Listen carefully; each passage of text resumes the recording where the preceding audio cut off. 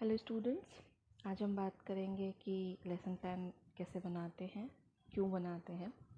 सबसे पहले lesson plan हम बनाते हैं ताकि हम जब क्लास में पढ़ाने जाएं तो हमें क्या पढ़ाना है, क्या इंट्रोडक्टरी क्वेश्चन पूछना है, बच्चों को कौन सा टॉपिक कैसे पढ़ाना है, ये सारी चीज़ें हमें पता होनी चाहिए।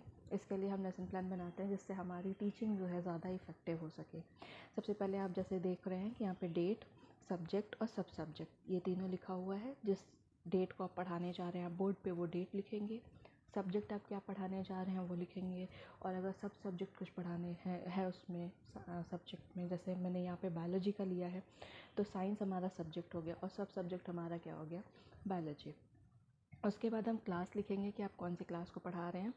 बोर्ड पे ही सारी चीज़ें लिखनी है आपको और कॉपी में लेसन प्लान बनाते टाइम भी लिखना है। फिर पीरियड लिखना है कि कौन सा पीरियड है, और ड्यूरेशन लिखना है कितने ड्यूरेशन की क्लास है। टॉपिक आप देख रहे हैं जैसा कि इसमें लिखा है डाइवर्सिटी इन लिविंग ऑर्गेनिज्म। तो टॉपिक आपको जाते ही बोर्ड पे नहीं लिखना होता है, आपको पहले जाके इंट्रोडक्टरी क्वेश्चन पूछने होते हैं बच्चों से, बच्चों की प्रीवियस नॉलेज को चेक करना होता है और उस इंट्रोडक्टरी क्वेश्चन के थ्रू आपको टॉपिक निकलवाना होता है कि बच्चे ही उस टॉपिक को बताएं। अब इंट्रोडक्टरी क्वेश्चन बनाने के लिए आपको किन किन बातों का ध्यान रखना है वो देखेंगे। जनरल ऑब्जेक्टिव होता है, पहला है कि to develop the interest of students in learning biology. मतलब कि स्टूडेंट का इंटरेस्ट डेवलप करना है आपको, कि वो स्टूडेंट इंटरेस्ट ले बायोलॉजी पढ़ने के लिए या साइंस पढ़ने के लिए। जनरल ऑब्जेक्टिव की ये बात है। To develop the abilities of imagination, reasoning and observation. Abilities आप डेवलप करेंगे कि बच्चा अच्छा सोच सके, उसके अंदर रीजनिंग एबिलिटी आए, ऑब्जर्वेशनल एबिलिटी आए। To develop the scientific attitude, scientific interest in the student. आप बच्चों के अंदर पढ़ाते पढ़ाते क्वेश्चन पूछ के, या फिर आपको पढ़ाने का तरीका जो है इतना इफेक्टिव होना चाहिए कि बच्चों के अंदर साइंटिफिक एटीट्यूड और साइंटिफिक इंटरेस्ट डेवलप हो। To inculcate creativity in the students. आप उनको कुछ टास्क दे सकते हैं, कुछ ऐसा प्रोजेक्ट दे सकते हैं, कुछ ऐसी एक्टिविटी करवा सकते हैं जिससे उनके अंदर क्रिएटिविटी का भी एनहांसमेंट हो। To develop the understanding about the reality and apply themselves in the real life. मतलब वो रियलिटी को समझें और उस चीज़ को वो अपने रियल लाइफ में अप्लाई करें। To enable them to get knowledge and content in the lesson. उनको नॉलेज मिले और उस लेसन में जो भी कंटेंट है उससे उनको नॉलेज मिले। ये हमने बात कर लिया जनरल ऑब्जेक्टिव की, कि ये आप जनरल ऑब्जेक्टिव कुछ भी पढ़ाने जा रहे हैं तो आपको इन बातों का ध्यान रखना है। अब हम बात करते हैं स्पेसिफिक ऑब्जेक्टिव की। स्पेसिफिक ऑब्जेक्टिव जैसे मान लीजिए कि हम पढ़ाने जा रहे हैं डाइवर्सिटी इन लिविंग ऑर्गेनिज्म, तो हमें उस टॉपिक के रिस्पेक्ट में बात करना होगा कि उस टॉपिक में हम बच्चों को क्या पढ़ा रहे हैं, उससे क्या बच्चों को नॉलेज गेन हो रहा है। जैसे नॉलेज में है students will be able to, wait a minute, student will be able to recall about the diversity. अगर बच्चों को जैसे डाइवर्सिटी पता है कि डाइवर्सिटी क्या होती है तो वो स्टूडेंट उसको रिकॉल कर सकते हैं या फिर रिकॉग्नाइज कर सकते हैं कि व्हाट इज़ डाइवर्सिटी। अंडरस्टैंडिंग की बात करेंगे, हमें इन बातों का ध्यान रखना है कि student will be able to classify living organism की प्लांट्स, एनिमल्स। तो प्लांट्स है तो वो प्लांट्स क्यों हैं, एनिमल है तो वो एनिमल्स क्यों हैं। अब एनिमल्स में भी बहुत सारे क्लासिफिकेशन आ जाते हैं तो वो कैसे क्लासीफाई करेंगे, इन सब चीज़ों का ध्यान रखना है।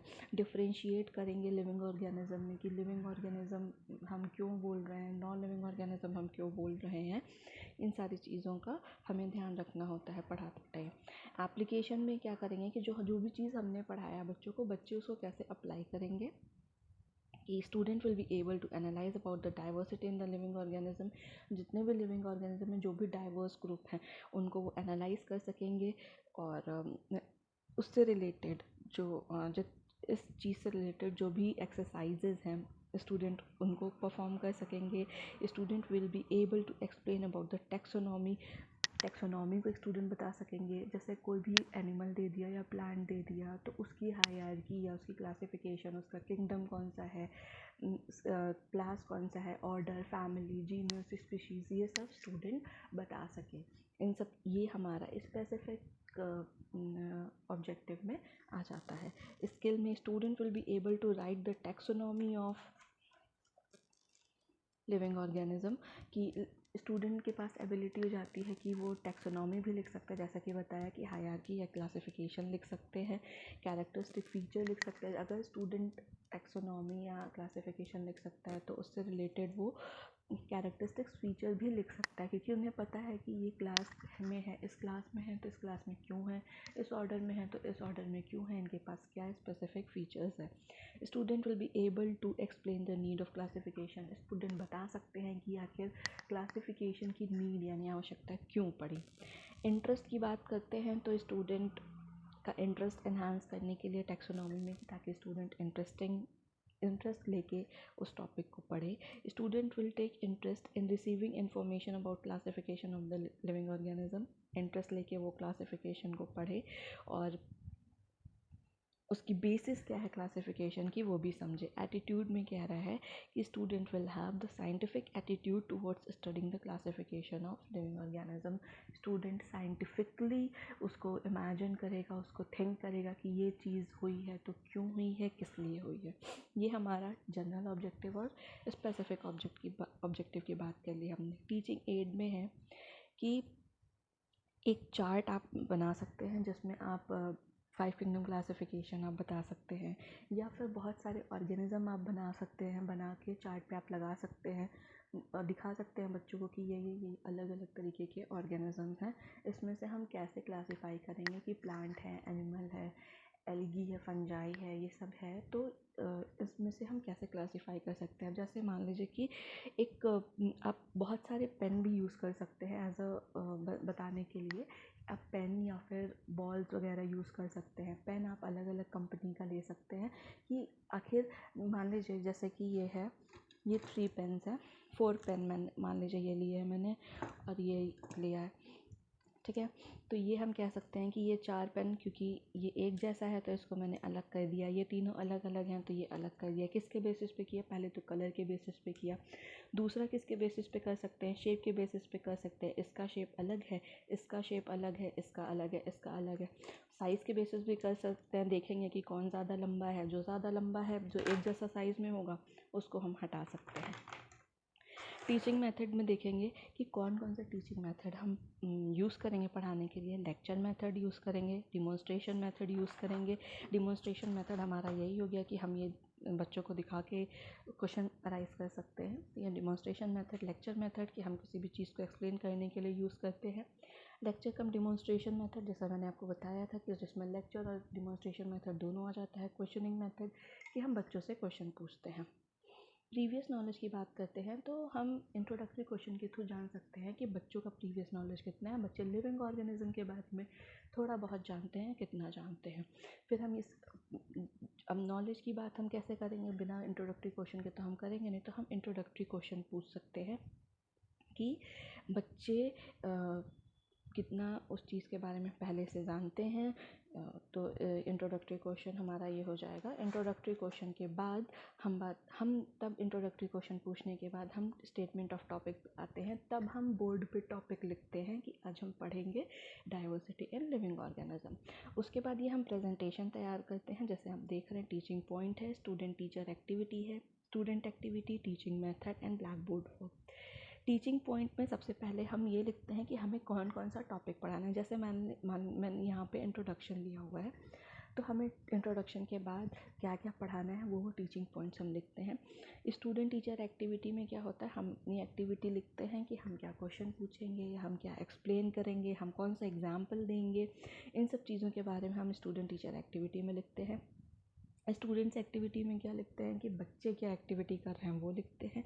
टीचिंग मेथड, हम किस मेथड से पढ़ा रहे हैं वो लिखते हैं। और ब्लैक बोर्ड वर्क में कि ये जो टॉपिक हम पढ़ा रहे हैं तो हम उस टाइम ब्लैक बोर्ड पे क्या वर्क किया हमने या क्या लिखा है वो हम लिखते हैं। जैसे कि आप देख रहे हैं इंट्रोडक्शन के पहले मैंने क्वेश्चन यहाँ पे भी एक पूछा हुआ है, और उसके डेवलपमेंट्री क्वेश्चन इसको बोलते हैं। ये इंट्रोडक्टरी क्वेश्चन था।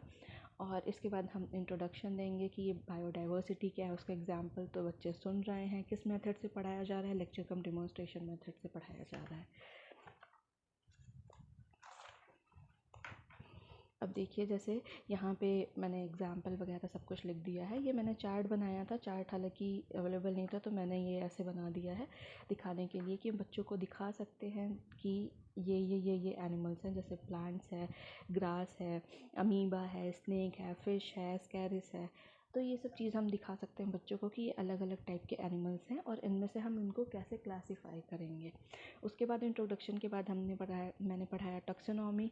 तो टैक्सोनॉमी में क्या क्या है, आइडेंटिफिकेशन, नॉमेनक्लेचर, क्लासिफिकेशन।